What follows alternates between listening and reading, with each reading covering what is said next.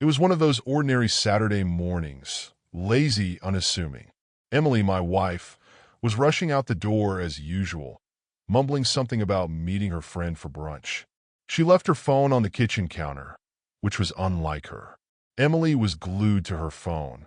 It was practically an extension of her hand. I didn't think much of it at first. I was just clearing up the breakfast dishes when the phone buzzed. Then again, and again. My curiosity got the better of me. I glanced at the screen. It was a message notification from a messenger app she rarely used, Signal. That's when the pit in my stomach formed. The preview read, "Can't wait to see you again. Last night was incredible." I froze. My hands trembled as I picked up the phone. I knew I shouldn't. I knew it would cross some invisible line. But something in me needed to know. I unlocked her phone. Our passcodes were no secret to each other. What I saw next shattered me. There were dozens of messages from a man named Mark. Love notes, flirty exchanges, and explicit details about their time together. My heart pounded in my chest. Mark, her colleague.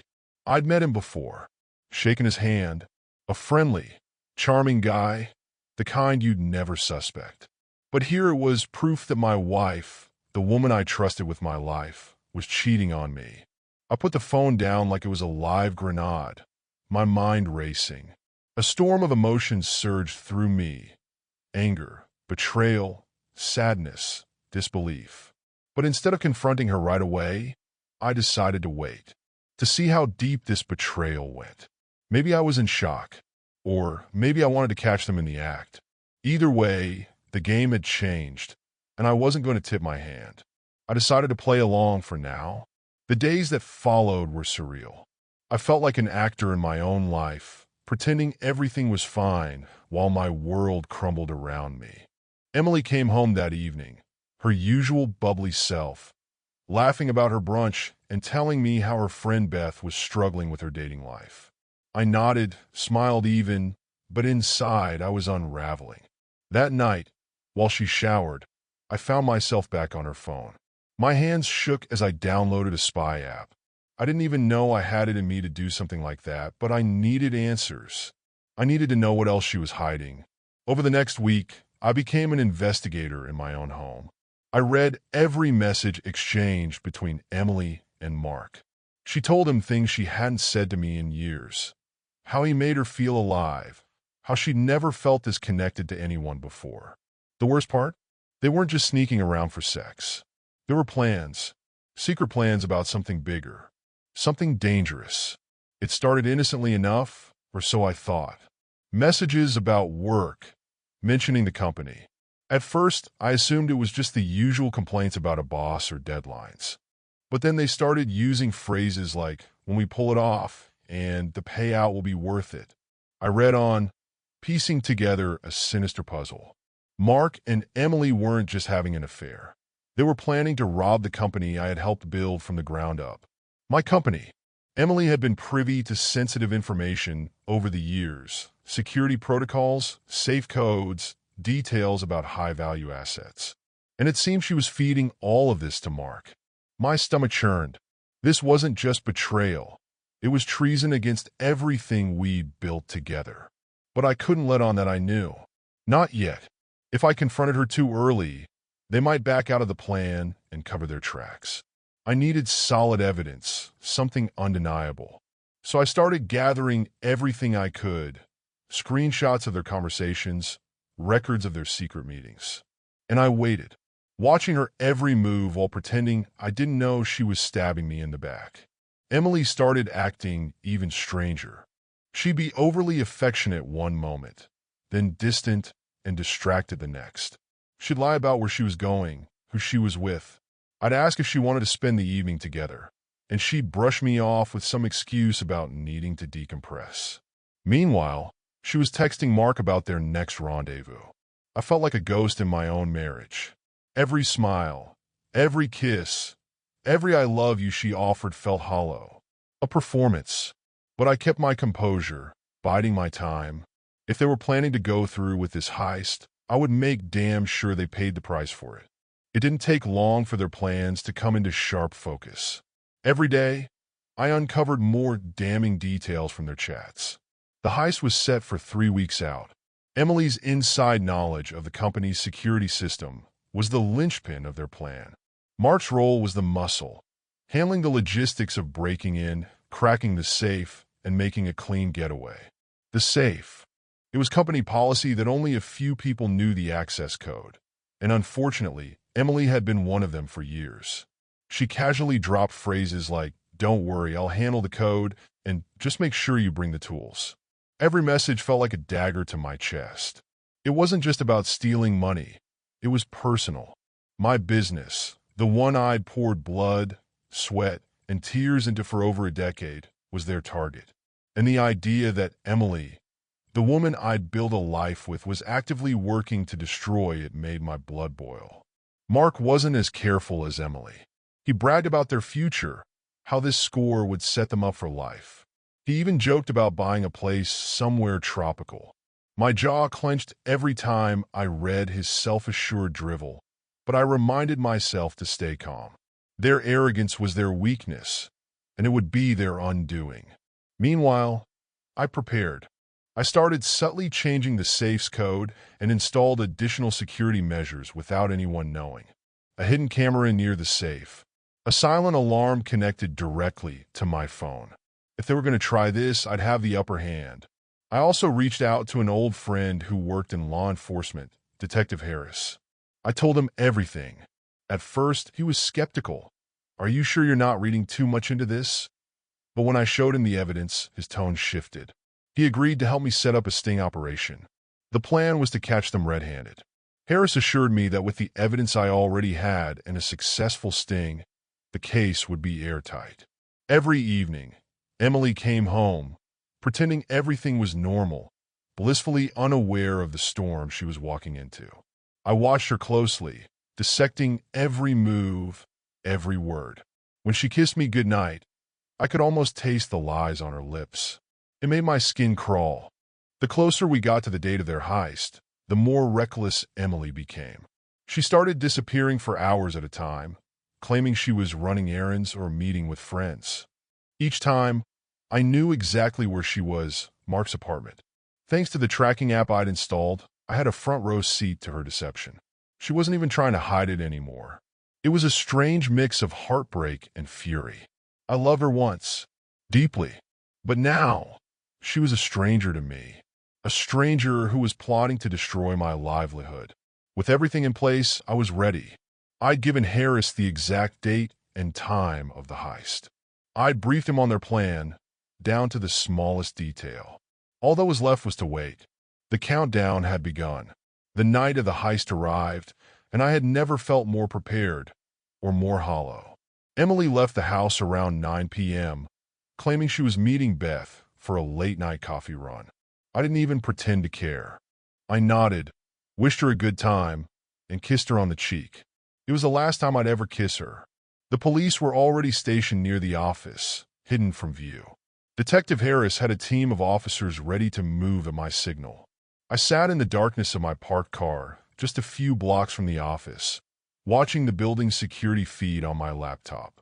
The newly installed hidden cameras had already captured Emily and Mark sneaking into the back entrance. They moved cautiously but confidently, dressed in dark clothes, carrying bags that I assumed contained their tools. My heart raced as I watched them approach the safe, Emily whispering instructions to Mark, who fumbled with a crowbar and some sort of high-tech gadget. I felt a bitter satisfaction watching him struggle. They were so sure of themselves, so smug, but I had changed the game without them knowing. The first snag came when Emily entered the old safe code and was met with a blinking red light. She looked confused, tried it again, and then whispered something to Mark. He shrugged, gesturing for her to figure it out.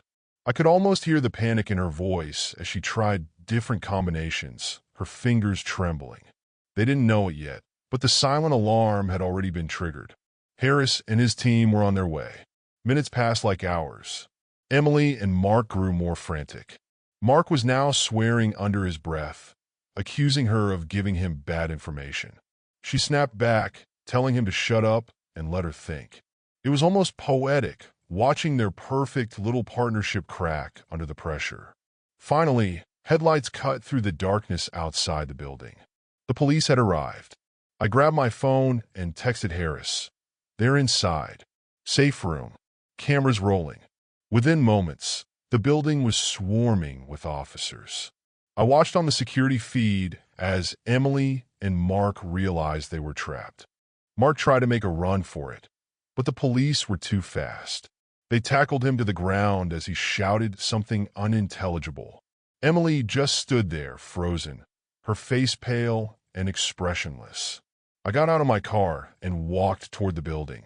Harris met me at the door, nodding grimly. "We've got them," he said. "It's airtight." I followed him into the office. Emily's head whipped around when she saw me, her eyes wide with a mix of shock and rage. She started, but her voice broke. She didn't need to finish the sentence. She knew. Mark, handcuffed and red-faced, glared at me. "You set us up," he spat. I didn't even respond. I just looked at Emily.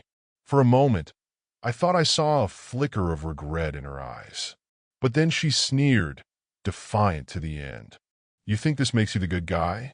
she said, her voice dripping with venom. "You're just as pathetic as I always knew you were." I didn't flinch. I didn't care anymore. The woman I loved was long gone. The chaos was palpable. Mark was still cursing, his voice rising above the commotion as the police restrained him. Emily, meanwhile, was a stark contrast, silent and eerily composed, though her clenched fists gave away her tension. She avoided my gaze, but I didn't look away. I wanted her to feel every ounce of the betrayal she had dealt me. "Emily Summers, you're under arrest," one of the officers said, pulling her hands behind her back to cuff her. Her face remained stoic, but I caught the faintest quiver in her jaw. "This is ridiculous," Mark shouted, struggling against the officer holding him down. "We didn't even take anything yet.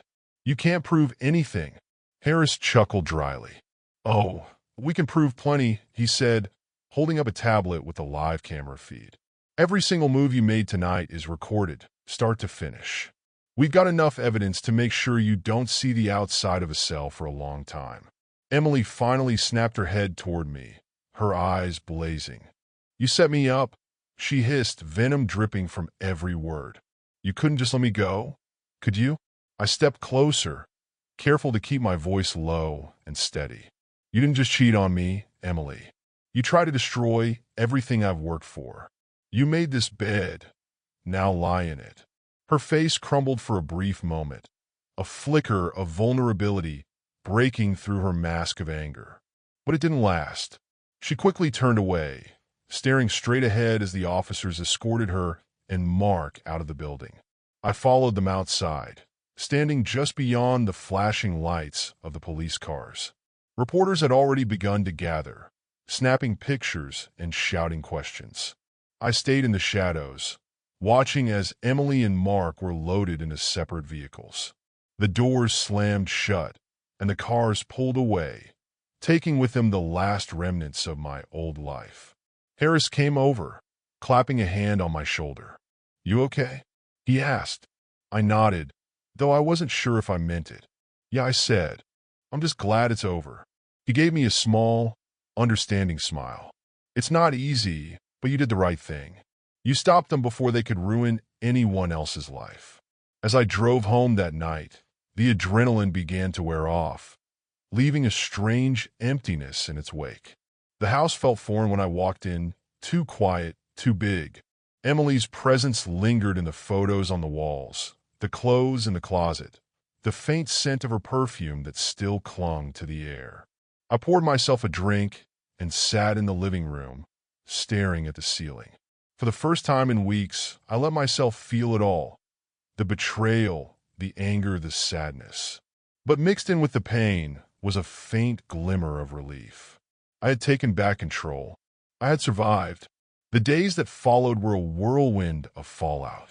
Emily and Mark were held without bail after their arraignment. The evidence Harris and his team had gathered, combined with the live feed of their attempted break-in, left no room for doubt. The charges were severe: attempted burglary, conspiracy, and misuse of confidential company information. They were looking at years behind bars. I stayed out of the public eye as much as possible. The company issued a statement about the attempted robbery, carefully omitting Emily's involvement to protect me from additional scrutiny. The board had been supportive throughout, though the shame of the situation weighed heavily on me. Emily had been my wife. Her betrayal felt like a reflection of my judgment, my trust in her. Her first call from jail came 2 days after her arrest. I stared at my phone, her name flashing on the screen, but I didn't answer. She left a message. Tears, anger, and desperation all rolled into a single, rambling plea. You don't understand. It wasn't supposed to be like this.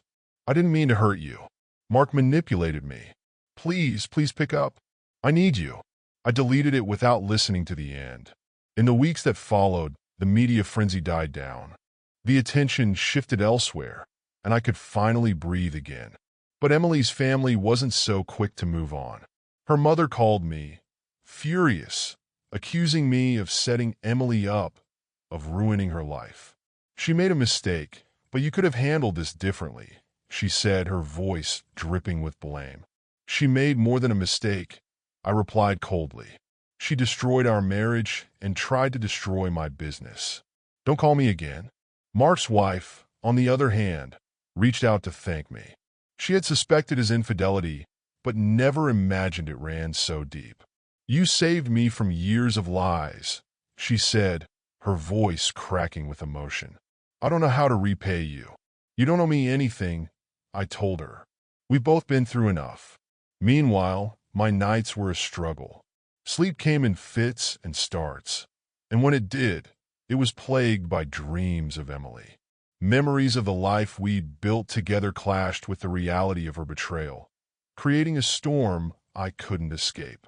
I started seeing a therapist, not just to process the betrayal, but to figure out who I was without her. One thing became clear: I couldn't stay in that house. Every room was a reminder of what I'd lost, of what had been taken from me. I put it on the market and started looking for something smaller, somewhere fresh. A new beginning. The day I moved out, I found a box tucked away in the back of the closet, a collection of mementos from our life together. Concert tickets, love notes, photos from our honeymoon. For a moment, I considered keeping it, holding on to the good times. But then I thought of the lies, the betrayal, the cold look in her eyes as she was handcuffed. I threw the box in the trash. It's been 6 months since that night, and life looks very different now. The house is sold. I moved into a small apartment downtown. Not much, but it feels like mine. No ghosts of the past lingering in the corners. The company recovered too. In fact, we've had some of our best quarters yet. The heist scandal never reached the public in detail, so our reputation remains intact. As for Emily, she and Mark both took plea deals. 10 years for Mark, 6 for Emily. I didn't attend the sentencing. I didn't need to see her again. I thought maybe I'd feel some satisfaction knowing justice had been served, but mostly I just felt empty. Betrayal leaves a wound that doesn't heal easily. Some days, it feels like it never will. But I'm learning to live again. Therapy helped me unpack a lot of what happened. Not just the betrayal, but how I let myself lose so much of who I was in that relationship. Emily wasn't the only one at fault. She was the one who betrayed me, but I was the one who ignored the signs, the cracks in our marriage, because it was easier than confronting them. That's a hard truth to swallow, but it's also a freeing one. It means I could do better next time, for myself and whoever comes into my life. Speaking of, there's a next time on the horizon. Her name is Rachel. We met at a bookstore, of all places. She's funny, kind, and refreshingly honest, qualities I didn't realize I'd been starving for. We've been taking things slow, no pressure, no expectations. It's early, but for the first time in years, I feel hope. Real hope. Every now and then, I catch myself looking back, wondering how things could have been different. Could I have saved my marriage? Could I have seen the signs earlier? But then I remind myself that some endings aren't meant to be rewritten. Sometimes, you have to let the past go to make room for the future. I don't regret the choices I made. I stood up for myself, for what I believed in, and I protected the life I worked so hard to build. That's something no one, not Emily, not Mark, not anyone, can take away from me. If there's one thing I've learned, it's this: life is fragile and trust is sacred. You can't control what others do, but you can control how you respond.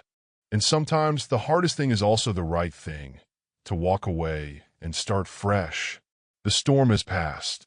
The skies aren't entirely clear yet, but I see the sun breaking through. And for now, that's enough. Thank you for listening to my story. If you enjoyed it, please give it a like and share your thoughts in the comments below. I'd love to hear what you think.